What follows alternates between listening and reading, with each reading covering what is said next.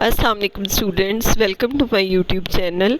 बच्चों, हमने बायो का 9 चैप्टर स्टार्ट किया हुआ है। तो उसमें आज हमने टॉपिक पढ़ना है पौधों में ट्रांसपोर्ट। तो पौधों में ट्रांसपोर्ट जो है, ट्रांसपोर्ट से मुराद है कि किसी जानदार के जिस्म में पानी, न्यूट्रिएंट्स, हार्मोन्स और बेकार मादों की नकलो हरकत किस तरह से होती है। ठीक है, तो पौधों में या सेल्स के अंदर हम जो ट्रांसपोर्ट पढ़ चुके हैं उसको अगर हम दोबारा से रिकॉल करें तो ये पैसिव ट्रांसपोर्ट है, एक्टिव ट्रांसपोर्ट है और ऑस्मोसिस है। इसको हम वन बाय वन करके देखते हैं। ठीक है, सबसे पहले आ जाती है पैसिव ट्रांसपोर्ट।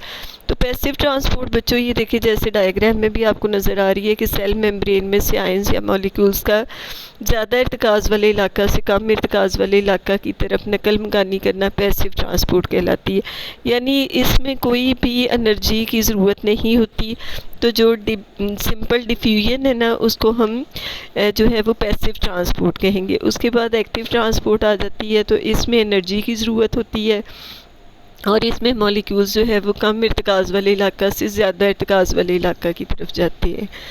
ठीक है, तो इसको एक्टिव ट्रांसपोर्ट कहते हैं। उसके बाद ऑस्मोसिस अगर हम देखें तो ये डायग्राम भी मैंने साथ लगाई हुई है कि पानी के मॉलिक्यूल्स की एक सेमी परमिएबल मेम्ब्रेन में से सल्यूट के कम इर्तिकाज़ वाले इलाका से सल्यूट के ज़्यादा इर्तिकाज़ वाले इलाका में नकलो हरकत जो है वो ऑस्मोसिस कहलाती है और इस हरकत में भी तवानाई की ज़रूरत नहीं होती।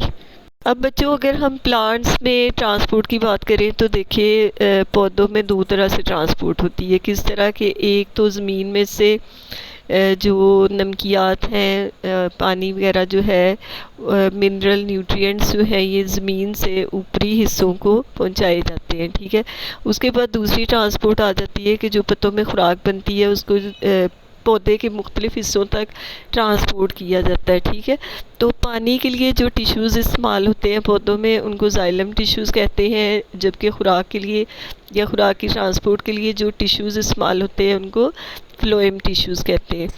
ठीक है, जो ज़मीनी पौधे हैं ना, उनमें जैसे मॉसेस हैं, लिवरवर्ट्स हैं, ज़मीनी पौधे यानी इनका साइज़ बहुत छोटा होता है।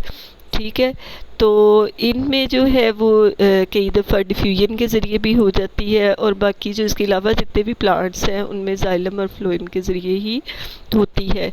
तो सबसे पहले हम ट्रांसपोर्ट समझने के लिए जड़ की अंदरूनी साख्त और पानी और एंजाइम्स का जज्ब होना उसको पढ़ेंगे। ठीक है, अब अगर हम जड़ का फंक्शन देखें तो बच्चों, सबसे पहले जो जड़ का फंक्शन है वो यही है कि जड़ें वो ऑर्गन्स हैं जो मिट्टी से पानी और नमकियात जज्ब करते हैं। जड़ की अंदरूनी साख्त की मंदरजा सेल खसूसियात हैं जो जड़ों को ये फ़ाल सर अंजाम देने में मदद करती हैं। तो इसको भी मैंने ये देखिए थोड़ा हाईलाइट कर दिया है, बॉक्सेस बना दिए हैं। तो सबसे पहले एपिडर्मिस और रूट हेयर्स आ जाते हैं।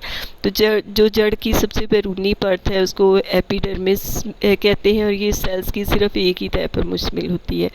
एपिडर्मिस के कई सेल्स छोटे छोटे बाल नुमा फैलाव रखते हैं जो मिट्टी के ज़रात के दरमियान मौजूद खाली जगहों तक गए होते हैं और ये फैलाव रूट हेयर्स कहलाते हैं। ये आप डायग्राम में भी देख सकते हैं, जो मिट्टी में पानी के साथ बराह रास्त जुड़े होते हैं। रूट हेयर्स का सतही रकबा बहुत ज़्यादा होता है।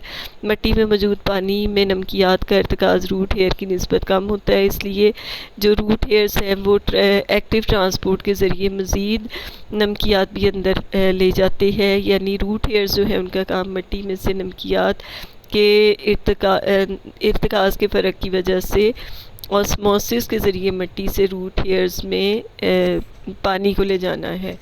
ठीक है, और यहाँ पर जो है वो पानी और नमकियात जो है वो अब यहाँ से अगले सेल्स में चले जाते हैं। ठीक है, अब देखिए एपिडर्मिस के बाद अगला हिस्सा आ जाता है कॉर्टेक्स। कॉर्टेक्स जो है ये एपिडर्मिस के बिल्कुल नीचे होता है और ये चौड़ा इलाका है। ये अगर आप डायग्राम में देखिए तो कॉर्टेक्स का इलाका ये देखिए काफ़ी ज़्यादा है। ठीक है, एपिडर्मिस से पानी जो है वो कॉर्टेक्स में दाखिल होता है। उसके बाद फिर नेक्स्ट आगे एंडोडर्मिस आ जाती है। कॉर्टेक्स के सबसे अंदरूनी तरफ एंडोडर्मिस की तह जो कॉर्टेक्स से पानी वसूल करती है। उसके बाद ये एक बारीक सी तह आ जाती है जिसको पेरीसाइकिल कहते हैं और ये एंडोडर्मिस की अंदर वाली साइड पे होती है। उसके बाद बच्चों, अगर आप देखिए ये डायग्राम में, तो उसके बाद देखिए वास्कुलर टिश्यूज़ आ जाते हैं। जड़ के सबसे अंदरूनी हिस्से में वास्कुलर टिश्यूज़ यानी जाइलम और फ्लोएम मौजूद होते हैं, जिसको दोनों को मिला के वास्कुलर बंडल भी कहा जाता है। तो जड़ के जाइलम और फ्लोएम मरकज़ में एक रॉड या पाइप की सूरत में होते हैं। ये पाइप तने में मौजूद ऐसी ही पाइप के साथ मुत्सल होती है, यानी जुड़े होते हैं। पेरीसाइकिल से पानी जड़ के जाइलम में चला जाता है, जहाँ से इसे तने के जाइलम में मुंतकिल किया जाता है। तो बच्चों ये देखिए, इस डायग्राम से भी आपको जो है इसकी समझ आ गई है जड़ की साख्त की, कि ये देखिए सबसे आउटर लेयर जो है ये रूट हेयर्स की है। एपिडर्मिस से ये देखिए रूट हेयर्स निकल रहे हैं, फिर उसके बाद कॉर्टेक्स आ जाती है, फिर एंडोडर्मिस, फिर पेरीसाइकिल और सबसे अंदर जाइलम और फ्लोएम मौजूद है। इसके बाद बच्चों जो टॉपिक हमने पढ़ना है वो है ट्रांसपायरेशन। ट्रांसपायरेशन क्या है कि पौधे की सतह से पानी का बुखारात बनकर निकल जाना ट्रांसपायरेशन कहलाता है। और ये ट्रांसपायरेशन जो है ये जो है पौधों में ट्रांसपोर्ट के लिए, स्पेशली पानी की ट्रांसपोर्ट के लिए बहुत ही अहम फंक्शन होता है प्लांट्स का। तो ट्रांसपायरेशन जो है ये 3 रस्तों के ज़रिए से होती है। ये देखिए मैंने नंबरिंग की हुई है। नंबर 1 है स्टोमेटा के ज़रिए, नंबर 2 है पत्ते की एपिडर्मिस पर मौजूद क्यूटिकल के ज़रिए, और नंबर 3 जो है चंद पत्तों के तनों में मौजूद ख़ास सुराखों यानी लेंटिसेल्स के ज़रिए। तो सबसे पहले हम स्टोमल ट्रांसपायरेशन कर लेते हैं, यानी जो स्टोमेटा के ज़रिए होती है। पत्तों में जाइलम से पानी मीज़ोफिल सेल्स की सेल वॉल्स में आ जाता है। उसके बाद मीज़ोफिल सेल्स की गीली दीवारों से पानी बुखारात बनकर पत्ते में मौजूद खाली जगह यानी एयर स्पेसेस में आ जाता है, और उसके बाद स्टोमेटा के ज़रिए जो है ये बुखारात जो है वो बाहर हवा में शामिल हो जाते हैं, और इस प्रोसेस को हम स्टोमल ट्रांसपायरेशन कहते हैं। अब बच्चों इस वीडियो में देखिए, तो ये देखिए लेंस के ज़रिए हम पत्ते की साख देखते हैं, तो उसमें ये आपको सेल्स नज़र आ रहे हैं, और ये जो आपको अब नज़र आ रही है स्टोमेटा है। ठीक है, इसमें से आप देखिए कि इसमें से जो है वो पानी भी निकलता हुआ नज़र आ रहा है, इसमें से जो है वो ऑक्सीजन भी निकलती हुई नज़र आ रही है, और इसमें से कार्बन डाइऑक्साइड भी निकलती हुई नज़र आ रही है। अब बच्चों हम देखते हैं कि स्टोमेटा जो है वो किस तरह से खुलते हैं और किस तरह से जो है वो बंद होते हैं, यानी उसमें क्या मैकेनिज़्म है। तो स्टोमेटा की अगर हम साख देखें तो ये इसके इर्द गिर्द 2 गार्ड सेल्स होते हैं, और इसमें इसके टर्गर प्रेशर में तब्दीली आने की वजह से स्टोमेटा खुलते या बंद होते हैं। तो एपिडर्मिस के तमाम सेल्स में सिर्फ सॉसेज की शक्ल के गार्ड सेल्स ही के पास क्लोरोप्लास्ट होता है। ठीक है, उसके बाद इसकी सेल वॉल के अंदर अंदरूनी अतराफ जो सुराख का सामना करती है मोटी होती है, जबकि इनके सेल वॉल के बैरूनी अतराफ पतली होती है। यानी जो इसका दरमियान वाला सुराख है ना, तो जो सुराख वाली साइड पे सेल वॉल होगी वो काफ़ी मोटी होगी, जैसा कि आपको ये डायग्राम में पता चल जाता है, लेकिन जो अतराफ वाली है वो पतली होगी। तो जब गार्ड सेल्स टर्जिड होते हैं तो इनकी शक्ल फलियों जैसी हो जाती है। ऐसी शक्ल में दोनों गार्ड सेल्स की सेल वॉल की अंदरूनी तरफ एक दूसरे से दूर हट जाती है, और इस तरह दरमियान में से स्टोमेटा खुल जाता है। तो स्टोमेटा का खुलना और बंद होना जो है ना, ये दिन और रात पर भी डिपेंड करता है। दिन के वक्त जो है वो इर्द गिर्द से एक्टिव ट्रांसपोर्ट के ज़रिए से पोटाशियम आयंस अपने अंदर लेके जाते हैं, जिसकी वजह से गार्ड सेल्स के अंदर सल्यूट का इर्तिकाज़ एपिडर्मिस के दूसरे सेल्स की निस्बत बढ़ जाता है, और इस तरह एपिडर्मिस के सेल्स में पानी ऑस्मोसिस के ज़रिए गार्ड सेल्स में आ जाता है, और गार्ड सेल्स जो हैं वो टर्जिड हो जाते हैं। इनकी अंदरूनी दीवारें एक दूसरे से दूर हट जाती है, और दरमियान में से जो स्टोमा है वो खुल जाता है। दिन के वक्त गार्ड सेल्स में सल्यूट का इर्तिकाज़ ज़्यादा ही रहता है, क्योंकि फोटोसिंथेसिस का अमल करके ग्लूकोज तैयार कर रहे हैं। ठीक है, लेकिन अगर हम रात के वक्त देखें तो रात के वक्त गार्ड सेल्स में जो ग्लूकोज का इर्तिकाज़ है वो कम हो जाता है, पोटाशियम आयंस भी वापस एपिडर्मिस सेल्स में चले जाते हैं, जिसके नतीजे में पानी भी गार्ड सेल्स से निकल जाता है, और इस तरह से जो स्टोमेटा है वो बंद हो जाते हैं रात के टाइम में। ठीक है, तो ये अगर आप डायग्राम में देखें तो खुला हुआ स्टोमेटा और बंद स्टोमेटा आपको नज़र आ रहा है। अब बच्चों नेक्स्ट आ जाते हैं ट्रांसपायरेशन की रफ्तार पर असरअंदाज होने वाले अवामिल। तो ये जो है 1 बाय 1 हम देखते हैं। ये 4 अवामिल हैं, इसकी नंबरिंग मैंने कर दी है। सबसे पहले टेम्परेचर आ जाता है। तो बच्चों जब टेम्परेचर ज़्यादा होगा तो जाहिर सी बात है कि ट्रांसपायरेशन का अमल तेज़ होगा, यानी धूप में ट्रांसपायरेशन ज़्यादा होगी, पानी ज़्यादा तेज़ी से बुखारात बनेगा और जो ज़मीन से पानी है वो ऊपर की तरफ ज़्यादा आएगा। ठीक है, उसके बाद पत्ते की सतही रकबा और स्टोमेटा की तकसीम।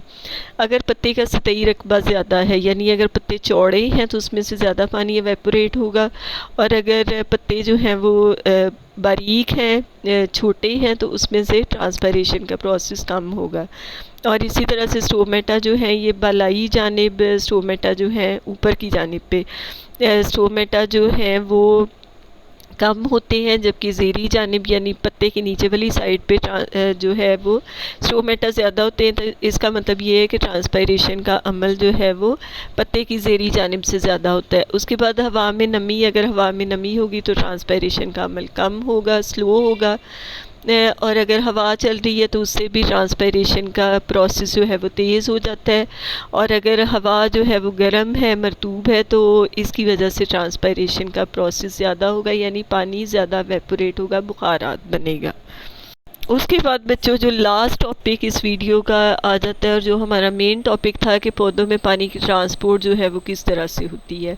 तो जड़ जज्ब शुदा पानी को पौधे के पत्तों तक नहीं धकेल सकती, इसकी बजाय पत्ते जड़ों में मौजूद पानी पर खिंचाव की एक कुव्वत लगाते हैं। पत्तों में खिंचाव की ये कुव्वत इसकी सतह से पानी की ट्रांसपायरेशन की वजह से पैदा होती है, इसलिए इसे ट्रांसपायरेशन का खिंचाव यानी ट्रांसपायरेशन पूल कहते हैं। बच्चों जब मैंने अभी ट्रांसपायरेशन स्टार्ट किया था तो मैंने आपको कहा था कि ट्रांसपायरेशन का प्रोसेस जो है ये पौधों में पानी की ट्रांसपोर्ट के लिए बहुत इम्पॉर्टेंट है। तो जैसे जैसे पत्तों में से पानी इवेपोरेट होगा तो नीचे से ज़मीन में से पानी जो है वो ऊपर आता रहेगा। ये इसी तरह से है जैसे आप एक कोल्ड ड्रिंक जब आप पीते हैं तो आप स्ट्रॉ के ज़रिए से पानी ऊपर खींचते हैं। ठीक है, जब आप पानी ऊपर खींच रहे हैं इसका मतलब ये है कि यहाँ इसको आप इस तरह ले कि यहाँ पर पत्ते मौजूद हैं और पत्तों से पानी जो है वो बाहर इवेपोरेट हो रहा है। ठीक है, तो जब वो इवेपोरेट होता जाएगा तो नीचे जो पानी मौजूद है, जैसे हम सक करके किसी कोल्ड ड्रिंक में से पानी ऊपर लेके आते हैं, इसी तरह जो एक ट्रांसपायरेशन पुल बन जाता है या एक खिंचाव बन जाता है, वो ज़मीन में से पानी को ऊपर लेके आ रहा है। ठीक है, तो जब पत्ते के मीज़ोफिल सेल से पानी निकलता है तो पत्ते की जाइलम नालियों से मज़ीद पानी इनमें दाखिल हो जाता है। जाइलम नालियों के अंदर पत्ते से जड़ों तक पानी का मुसलसल कॉलम होता है। पानी का ये मुसलसल कॉलम बनने की 3 वजूहात हैं। नंबर 1 इसकी, अब देखिए मैंने सर्कल किया हुआ है इसको, कि पानी के मॉलिक्यूल्स के दरमियान कशिश का होना। नंबर 2 जो है जाइलम नालियों का डायामीटर तंग होना। और नंबर 3 जो है वो कशिश जिससे पानी के मॉलिक्यूल्स जाइलम की दीवारों से चिपके हुए होते हैं।